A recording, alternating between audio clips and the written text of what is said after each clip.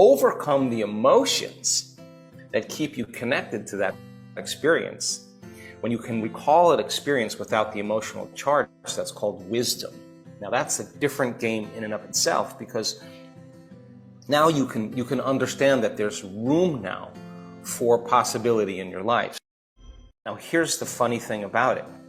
The side effect of all of this is being happy with yourself. The side effect of it is now you're no longer responding and reacting to the same circumstances and the same situations in the same way, because as you sit there and your body's so wanting to feel anger or fear, and you become conscious of it, and you work with your body and train it back into the present moment. If you keep doing that, the side effect of that is energy moves right into your heart. We've measured that too many times to tell you that it's not the truth. Now, what does that do? It creates possibilities that you never saw before, because that change in energy causes you to see things no longer through the lens of the past, but seeing possibilities right in front of you. So people who are in the prison system, in community that do this, to build a new way of being. And what we've seen is more and more people that were once upset or frustrated start joining the larger community, because there's a movement that takes place. And my interest is to not only give people the tools to return back into their lives as a different person, but to understand what they're doing and why they're doing it. So the what and the why allows the how to become easier. So then, even if they're in prison for 30 years and they're happy, it's better than being in prison and being unhappy. And if they've learned the lessons in their life and possibilities around, who knows what could possibly happen to them. You have to start somewhere. I mean, knowledge and information is the forerunner to experience. Nelson Mandela, for all those years, saying, I'm never going to get out of here, I'm never going to get out of here. That was his mantra, and then finally said, what if I could get out of here? How could I get out of here? He started thinking, how could I get out of here? Started thinking in a creative way. I'll start writing letters, I'll start doing this, I'll start drawing attention to really what's going on in South Africa. And then he started saying, who's going to lead this nation? And then what if I could lead this nation? And then he started believing in that. I mean, and a belief is just a thought you keep thinking over and over again until you hardwire it in your brain. And so we're all faced with great challenges, brilliantly disguised as impossible situations. And there's always a door. There's always a door.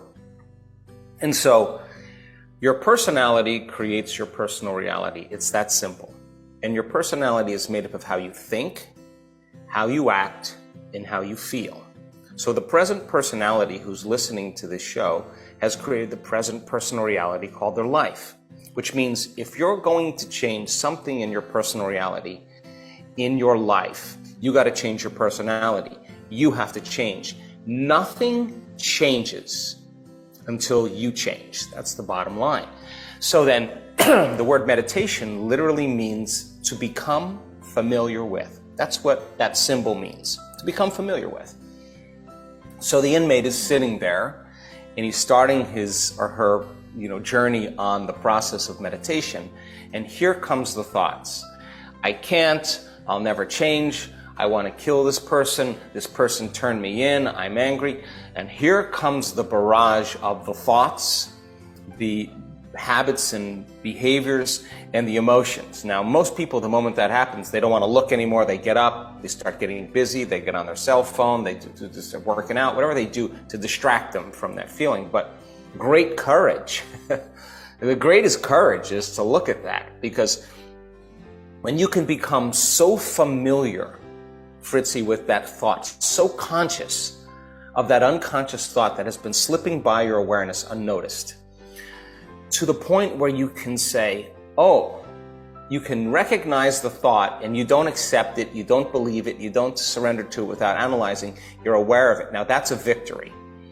But because in your waking day, that thought, if you become so familiar with it, is going to be you're going to become conscious of it. And a program is when you're unconscious. So as you keep remembering enough times, how many times do we have to remember before we stop forgetting. That's the process of change.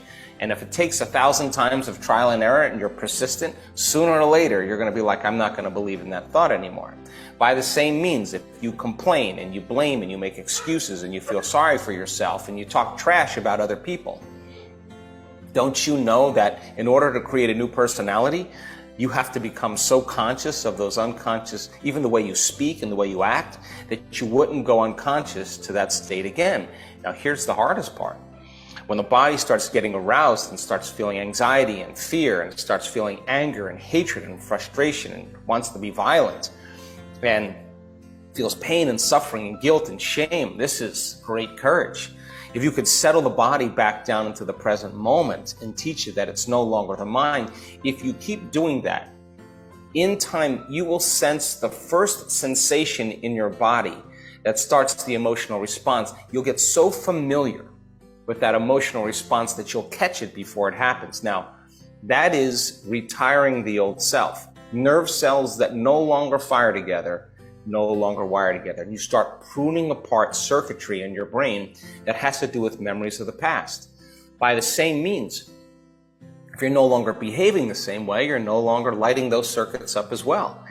And if you can stop the thought that produces the feeling of that emotion and inhibit the process, inhibition over time breaks conditioning. So how long does it have to take? Well, you practice doing it with your eyes closed so that when you open your eyes, you don't go back to the old personality. Now, here's the cool part. What if you sat there and you said, what thoughts do I want to fire and wire in my brain? What do I want to program my brain to think? If I could keep repeating this with intention, with presence, and I would begin to install the neural hardware in my brain. Keep practicing it. The hardware becomes a software program, and that's a new voice in your head that says, Fritzy, anything is possible. Then if you said, okay, how am I going to be with all those people that are in my wing or all the people that I hang out with? What would greatness look like today? What did Nelson Mandela teach us?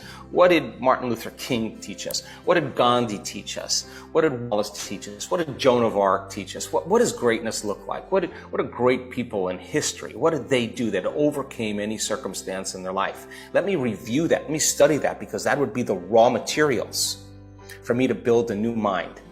And if you closed your eyes and you rehearsed in your mind what you were going to do that day, you would reach a point where you were so present that the brain would not know the difference between the real life experience that's creating that circuitry and what you were imagining by thought alone. Your brain would look like you already did it. Keep practicing it. The hardware becomes a software program, and you install the circuitry so that you can behave equal to your intention. So then the last part is, can I teach my body emotionally what this future life would look like before it happened? That means you can't wait for the change to feel joy. You can't wait for the healing to feel gratitude. You got to teach your body the feeling before it happens. If you keep cultivating that feeling, it'll begin to become familiar to you. If you keep reviewing your behaviors and practicing and rehearsing, it'll begin to become familiar to you. Keep firing and wiring those thoughts, become new thoughts that are familiar to you. So the biological change is unlearning and relearning. It's breaking the habit of the old self and reinventing a new self. It's pruning synaptic connections and sprouting new connections. It's unfiring and unwiring, refiring and rewiring, deprogramming and reprogramming, or losing your mind and creating a new one, or unmemorizing emotions that have been stored in the body, then reconditioning the body to a new mind and to a new emotion. And turns out, whether you're a prisoner, whether you're a CEO of a company, whether you're a single mother with 3 children, whether you repair washing machines for a living, whether you're a psychotherapist, whether you're a nurse, it doesn't matter. The same model works for everybody.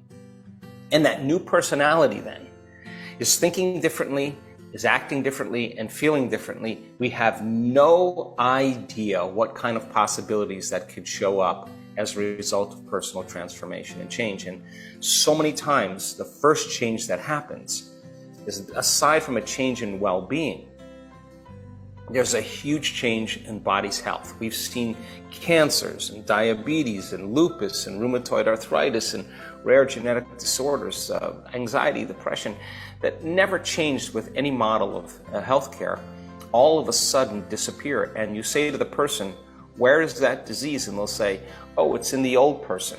I'm somebody else. It just doesn't belong there. And so I think that we have to lay down the very thing we used our whole life to get what we want for something greater to occur. And that takes practice and repetition. But I think it's a healthy thing to start